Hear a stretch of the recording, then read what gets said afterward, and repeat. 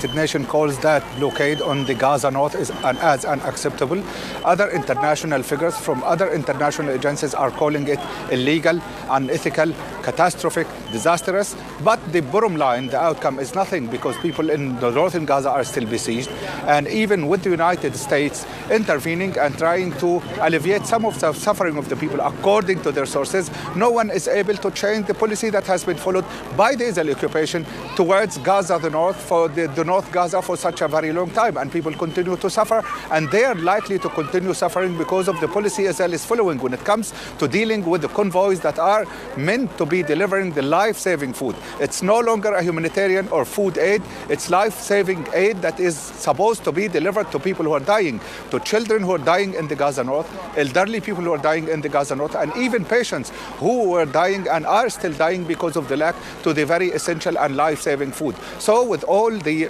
attempts by the UN to change some of the misery that has been taking place in the Gaza North, the international community, the UN, and all the regional powers and international power seem to be failing to bring about anything tangible to help the people in Gaza